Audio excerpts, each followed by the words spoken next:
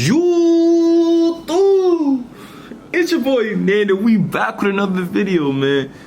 We back with another drug video. We back with another cartel, Sinaloa cartel. If you know, you know. If you don't, you don't, man. But let me get y'all in tune. Nah, man, tú sabes. Sinaloa cartel, si tú sabes, lo sabes. Si no, no.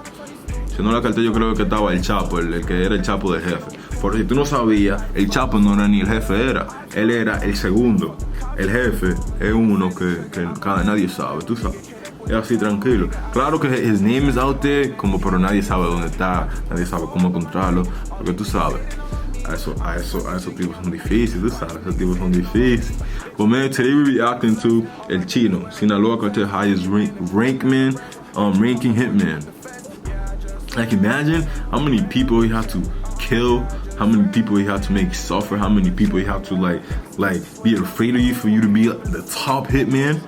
That's fucking crazy. The thing about Mexico is the gangs are the police. The gang is the government over there, man. The gang is the government. So man, if I actually wish one day, not in a bad way though, not in the like me getting like kidnapped or none of that. But I actually do wanna meet a fucking cartel like a drug lord or some shit one day. Nigga, all I know is it's gonna be impossible. But you never know. I could dream too, nigga. I would have a couple beer with him. have a patrol with him, nigga. Them niggas love drinking, bro. But yeah, man, make sure you like, comment, subscribe, and let's just hop straight to the video. But 2013, this happened.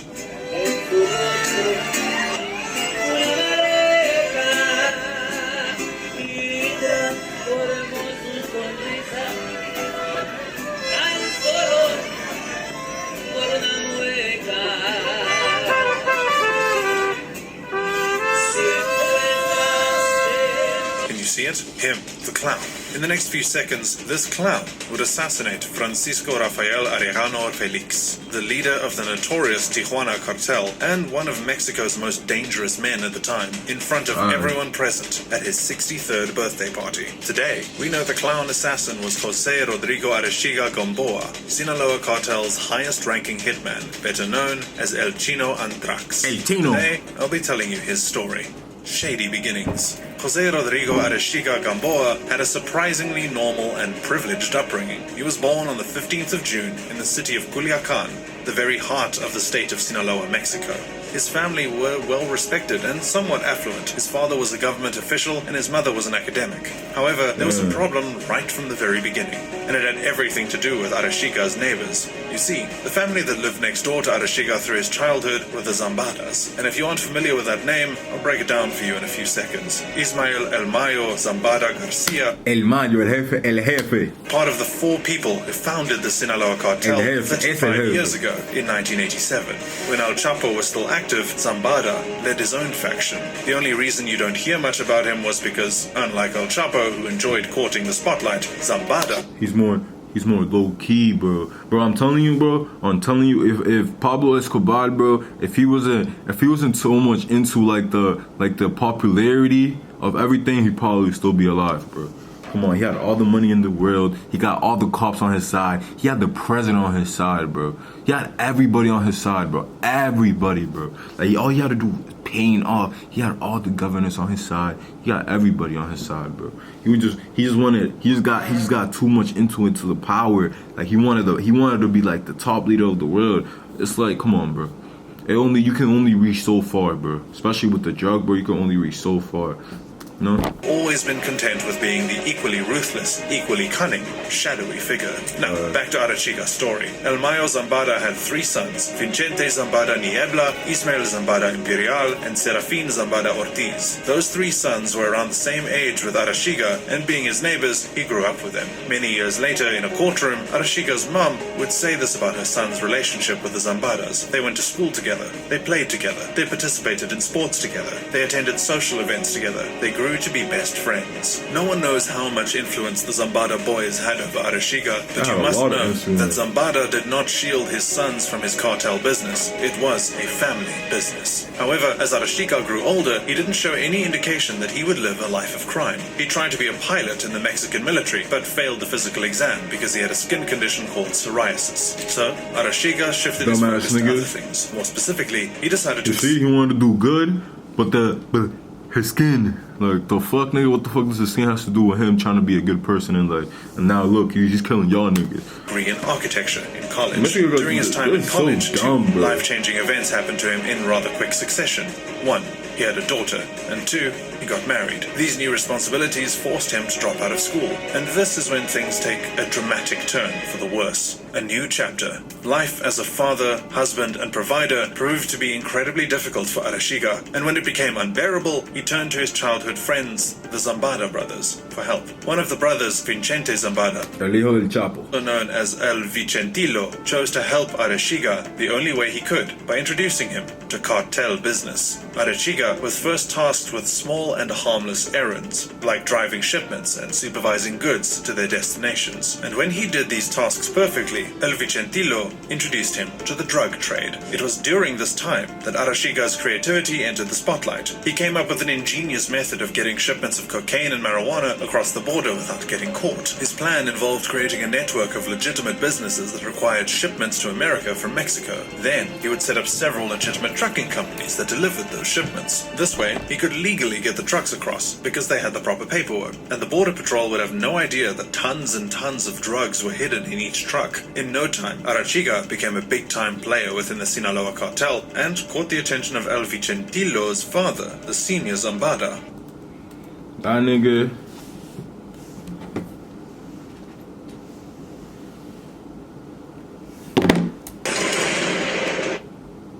El Mayo, who began to take a liking to him. Somewhere, sometime around this point, something snapped within Arashiga, or maybe it had always been there, because this was when he began to exhibit an unquenchable thirst for blood. He voluntarily engaged in the more grisly parts of the cartel trade. More than anyone else in the cartel at that point, Arashiga was willing to murder people. However, it was the things he did with the bodies of the people that he killed that turned him into a notoriously feared urban legend. Mutilated bodies like cautionary banners and grisly ribbons were hung up on public bridges within Sinaloan territory, and the rumor in town was that anyone who died at the hands of Arashiga continued their suffering in the afterlife because of what was done to their body. Unsurprisingly, El Mayo capitalized on Arashiga's flair for violence and added him to his retinue of feared assassins. And more importantly, he was made the personal bodyguard of El Vicentilo, Los Antrax. Sometime around 2008, Arashiga was removed from bodyguard duties and given a new, arguably more important assignment by El Mayo. There was a civil war brewing within the Sinaloa cartel. An ally of the Sinaloa cartel had broken off and was waging war. They were the Beltran Leyva organization, and while their fight was with El Chapo, El Mayo was caught in the middle of it and had to join the war. The situation was the perfect storm for Arashiga. He formed his own armed squadron of the Sinaloa. Was that when, I don't know too much about this, but if you guys know, let me know down in the comments. Was this when all the gangs, like it was like 4 or 5 gangs, like the police could have done nothing about it. Like they stated like a state of emergency type shit. Like nobody could have done nothing about it, of course. But was there around that time that like the 4 or 5 like cartels in Mexico like went to war with each other? Cartel if you know, let me know, because I'm not sure. After the infamous deadly bacteria, members of his team included his right-hand man, René Velázquez Valenzuela, aka El Sargento Phoenix, Jesus Peña, also known as El 20, Rafael Guadalupe Felix Nunez, also known as Changuito Antrax, amongst others. And every member was given a ring. As the head of this hit squad, Arashiga would come to be known as El Chino Antrax, which translated to the Chinese anthrax. They had 2 jobs. One was the protection of El Mayo Zambada, and the second was war on anyone who dared to cross their paths. For Arashiga and his hit squad, that was practically anybody. Los Antrax wreaked havoc on Sinaloa over a 5-year period of unending violence, and Arashiga turned into an unrecognizable monster. Every time they clashed with the Beltran Leyva, it was a bloodbath, with casualties on both sides, including civilians. Meanwhile, the Mexican army joined the party and tried to take both factions down. You know what I realized, bro? When they said that the army was trying to like take them down, they're not really taking them down. Let me tell you what they're doing. They already got an order to hit specific places. Like, it's crazy how that shit works, bro. I'm gonna try to find the name. I forgot the name of like this documentary I found, but there was like inside people like saying everything, how everything, the police and all that shit works over there. Obviously it could change because there's a lot of corrupt people, but there's also a lot of good people. But basically what they try doing is, when the cartels give the order to the people that they paying inside the government, they already know what areas to hit and what areas don't to hit. So if the cartel is sending you one way, they probably have a reason why they're sending you one way. But obviously not every cartel has connections. There's some that do and there's some that don't. Some of them have their advantage and some don't. So While rival cartel members got fed up and they began taking out members of the Los Antrax, even the Mexican military joined the party. Meanwhile, Arechiga began to take an unhealthy liking to the spotlight. As Arechiga's gang suffered hit after hit, his leadership began to look shaky in the eyes of Almayo. On the 1st of November 2011, Los Antrax suffered one of its biggest blows when a fellow leader of the squad, Francisco Archirubio, whom everyone knew as Pancho, was killed during an indoor soccer game in Culiacan by rival gangsters of Los Mazatlecos, the enforcer arm of the Beltran Leyva organization. The reprisal violence that followed shook different cities in Sinaloa for months to come. Bodies hung from the bridges, civilians shot dead on playgrounds. There was violence everywhere. Meanwhile, as Arechiga took out revenge on his enemies, he also picked up another questionable hobby: social media influencer. As crazy as it sounds, and frankly it shouldn't, Arechiga flaunted his wealth on social media and effectively became a social media influencer. He made millions of dollars from the cartel and, unsurprisingly, spent those millions on flashy cars, rented out expensive yachts, bought expensive watches and houses. Arechiga also had several narco corrido ballads written about him, some of which described him as an elegant and fit man who enjoyed his sports cars, yachts, and drinking champagne. And he posted everything. You know something good about being a popular Mexican artist? Like, como la cosa buena de ser como un artista popular en México. Que cuando, como tú eres tan popular, que la música llega a los carteles. Y cuando ellos tienen party, ¿a quién invitan? A los músicos. Claro, tú no puedes decir nada porque músicos son músicos, pero ¿a quién invitan? A los músicos. That's just so weird, bro. Flaunting his wealth for the world to see. He even posed with famous celebrities like this one with Paris Hilton. And while he might have blurred out his face to hide his identity, security agencies all over the world began to pick up on his tail. And it didn't take them long to figure out a way to catch him. You see, while Arechiga might have made efforts to hide his identity, his signature Los Antrax ring was on his finger in every picture. He never took it off. And this slip-up would ultimately lead to his downfall in the final months of 2013. Arrest, jail, snitch. On the 31st of December, just months after assassinating the head of the Tijuana cartel, Arechiga decided to take a vacation. He left Mexico for the Netherlands, and immediately upon landing, he was arrested by members of the Dutch police. Some days before then, the US had alerted the Dutch that a 33-year-old Mexican citizen who also happened to be a drug lord would be arriving in their country in a few days, and they wanted him to be arrested. So, immediately after Arechiga landed, they identified him and took him in. However, the identification process wasn't easy, because Arechiga was flying under a false identity, the identity of a dead man, probably one that he killed. He had also grown a beard and slightly altered his face with plastic surgery. What helped the authorities to identify him was his Los Antrax ring, which he had foolishly kept on his finger. Extradition and trial in the U. I mean, I know that shit is like your thing, but come on, bro. On the 10th of July 2014, Arechiga was extradited to the US. The next day, he was arraigned and formally charged for drug charges. At first, Arechiga was stubborn and pleaded not guilty to the drug charges against him. But after several hearings, Arechiga did a 360. On the 20th of March 2015, he pled guilty and admitted that he had been involved in cocaine and marijuana shipment into the US and had facilitated violent activities while working for the Sinaloa cartel. This change of heart was suspicious, and there were a lot of questions at the time. Was he tortured? Why was he suddenly confessing? What offer could the prosecutors have given him that he couldn't refuse? At the end of his trial, that offer became quite clear when he was given an incredibly light sentence of just 6 years in a US prison and an extra 5 years of probation. During the 6... I mean, to be 100% fair, What do you do it? It's not. That's literally not good. I mean, in my opinion, let me tell y'all this. If they only want to know if I only brought drugs and I was with their cartel and I'm not telling no other information about like where the stuff is that technically snitching? Because you're not literally giving nobody out.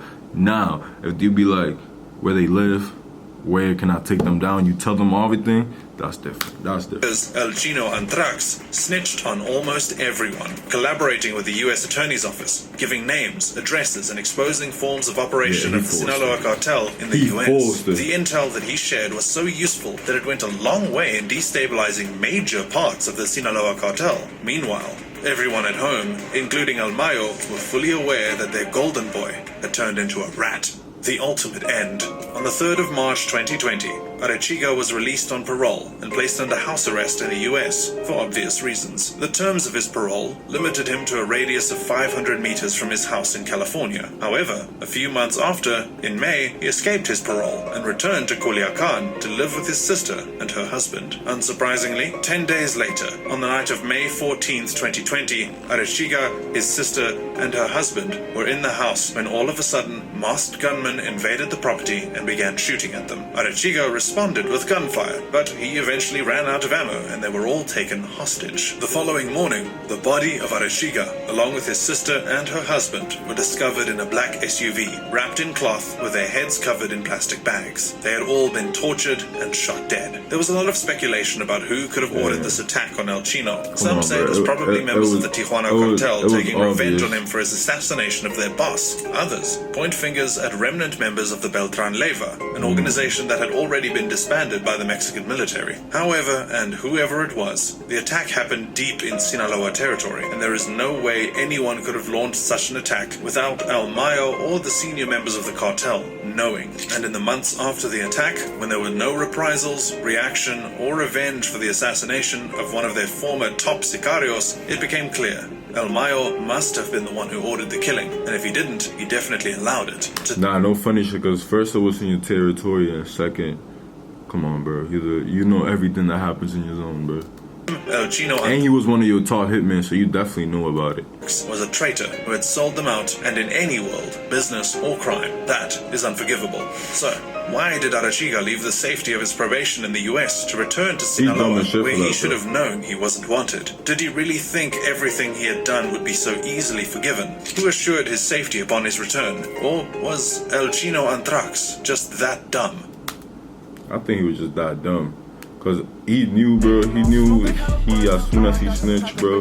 Una rata, man. I forgot what Señor Cielo said. He said something about La Rata. Damn, I forgot, bro.